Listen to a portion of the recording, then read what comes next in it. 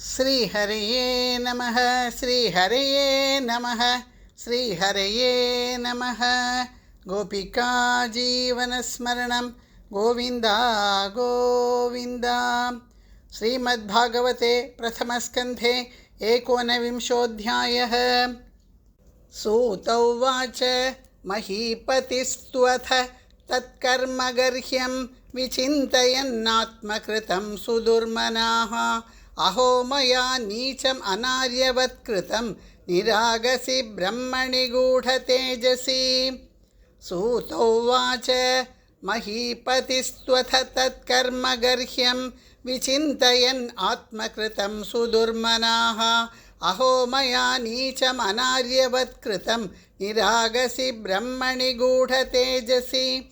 ध्रुवं ततो मे कृतदेवहेळनाद दुरत्ययं व्यसनं नातिदीर्घात्। तदस्तु कामं त्वघनिष्कृताय मे यथा न कुर्यां पुनरेवमद्धाम्। अद्यैव राज्यं बलमृद्धकोशं प्रकोपितब्रह्मकुलानलो मे दहत्वभद्रस्य पुनर्न मे अभूत् पापीयसी धीर्द्विजदेवगोभ्यः। सचिन्तयन् इत्थमथा शृणोद्यथा मुने सुतोक्तो निरदिस्तक्षकाख्यः। स साधुमेनेन चिरेण तक्षकानलं प्रसक्तस्य विरक्तिकारणम्। अथो विहायेममुं च लोकं विमर्शितौ हेयतया पुरस्तात्। कृष्णाङ्घ्रिसेवामधिमन्यमानः उपाविशत् प्रायममर्त्य या वैलसत् श्रीतुलसी विमिश्र कृष्णाङ्घ्रिरेण्वभ्यधिकाम्बुनेत्री। पुनातिलोकान् उभयत्र शेषान् कस्तां न सेवेत मरिष्यमाणः। इति व्यवच्छिद्य स पाण्डवेयः प्रायोपवेशं प्रति विष्णुपद्यां। दध्यौ मुकुन्दाङ्घ्रिमनन्यभावः मुनिव्रतो मुक्तसमस्तसङ्गः। तत्रोपजग्मुर्भुवनं पुनानाः महानुभावाः मुनयः सशिष्याः। प्रायेण तीर्थाभिगमापदेशैः स्वयं हि तीर्थानि पुनन्ति सन्तः। अत्रिर्वसिष्ठश्च्यवनः शरद्वान् अरिष्टनेमिर्भृगुरङ्गिराश्च। पराशरो गाधिसुतोऽथ रामः उतथ्य इन्द्रप्रमदेध्मवाहौ। मेधातिथिर्देवल आष्टिषेणः भारद्वाजो गौतमः पिप्पलादः। मैत्रेय और्वः कवशः कुम्भयोनिः द्वैपायनो भगवान् नारदश्च। अन्ये च देवर्षि ब्रह्मर्षिवर्याः राजर्षिवर्या अरुणादयश्च। नानाऋषेयः प्रवरान् समेतान् अभ्यर्च्य राजा शिरसा ववन्दे। सुखोपविष्टेष्वथ तेषु भूयः कृतः प्रणामः स्वचिकीर्षितं यत्। विज्ञापयामास विविक्तचेताः उपस्थितोऽग्रेऽभिगृहीतपाणिः।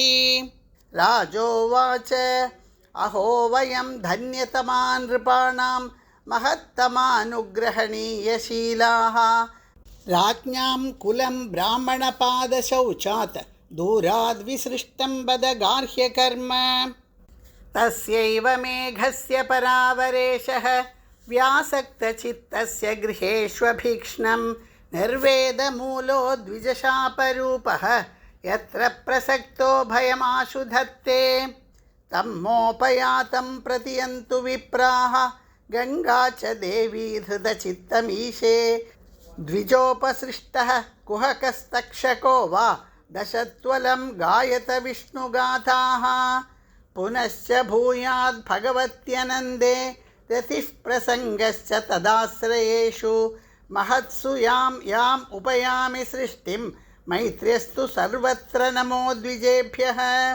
इति स्म राजाध्यवसाय युक्तः प्राचीनमूलेषु कुशेषु धीरः।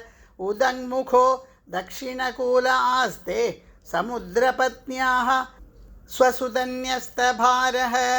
एवं च तस्मिन्नरदेवदेवे प्रायोपविष्टे दिवि देवसङ्घाः प्रशस्य भूमौ व्यकिरन् प्रसूनैः मुदा मुहुर्दुन्दुभयश्च नेदुः महर्षयो वै समुपागताये प्रशस्य साध्वित्यनुमोदमानाः ऊचुः प्रजानुग्रहशीलसाराः यदुत्तमश्लोकगुणाभिरूपं न वा इदं राजर्षिवर्यचित्रं भवत्सु कृष्णं समनुव्रतेषु ये ध्यासनं राजकिरीटजुष्टं सद्यो जहुर्भगवत्पार्श्वकामाः सर्वे वयं तावदिहास्महेद्य कलेवरं यावदसौ विहाय लोकं परं विरजस्कं विशोकं यास्यत्ययं भागवतप्रधानः आश्रुत्य तदृशिगणवचः परीक्षित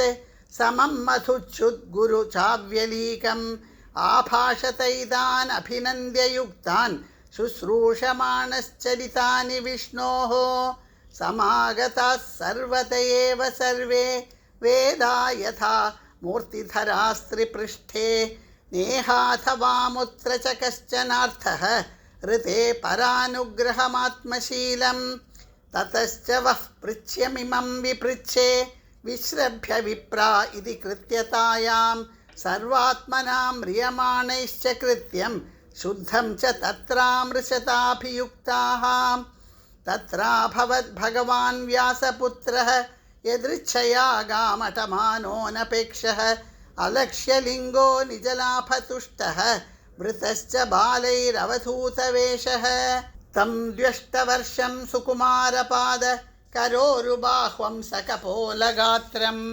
चार्वायताक्षोन्नसतुल्यकर्ण शुभ्रवाननं कम्बुसुजातकण्ठं निगूढजत्रुं पृथुतुङ्गवक्षसम् आवर्तनाभिं बलिवल्गूदरं च दिगम्बरं वक्त्रविकीर्णकेशं प्रलम्बबाहुं स्वमरोत्तमाभं श्यामं सदा पीच्यवयोऽङ्गलक्ष्म्या स्त्रीणां मनोज्ञं रुचिरस्मितेन प्रत्युत्थितास्ते मुनयः स्वासनेभ्यः तल्लक्षणज्ञा अपि गूढवर्चसं स विष्णुरातोऽतिथये आगताय तस्मै सपर्यां शिरसा जहार ततो निवृत्ता ह्यबुधा स्त्रियोर्भकाः महासने सोपविवेशपूजितः ससंवृतस्तत्र महान्महीयसां ब्रह्मर्षिराजर्षिदेवर्षिसङ्घैः व्यरोचतालं भगवान् यथेन्दुः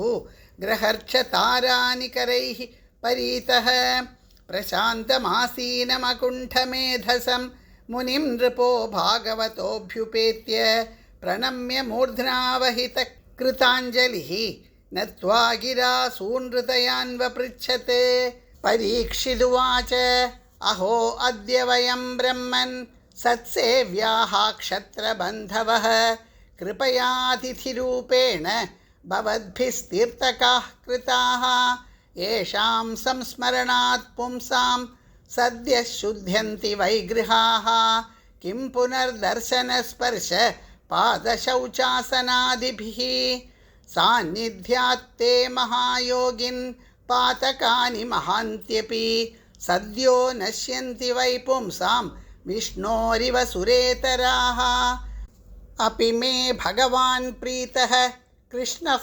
पाण्डुसुतप्रियः पैतृष्वसेयप्रीत्यर्थं तद्गोत्रस्य आत्तबान्धवः अन्यथा ते व्यक्तगतेः दर्शनं नः कथं नृणां नितरां म्रियमाणानां संसिद्धस्य वनीयसः अतः पृच्छामि संसिद्धिं योगिनां परमं गुरुं पुरुषस्येह यत्कार्यं म्रियमाणस्य सर्वथा यच्छ्रोतव्यम् अथो जप्यं यत्कर्तव्यं नृभिप्रभो स्मर्तव्यं भजनीयं वा ब्रूहि यद्वा विपर्ययं नूनं भगवतो ब्रह्मन् गृहेषु गृहमेधिनां न लक्ष्यते ह्यवस्थानम् अपि गोदोहनं क्वचित् सूत उवाच एवमाभाषितः पृष्टः स राज्ञा श्लक्ष्णया गिरा प्रत्यभाषत धर्मज्ञः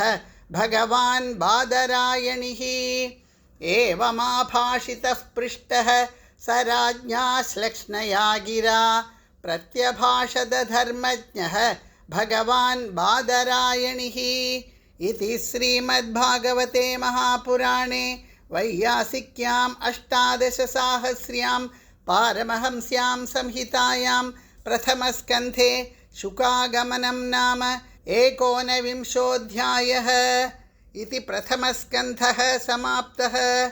हरिः ओं तत्सत्। श्रीहरये नमः। श्रीहरये नमः। श्रीहरये नमः।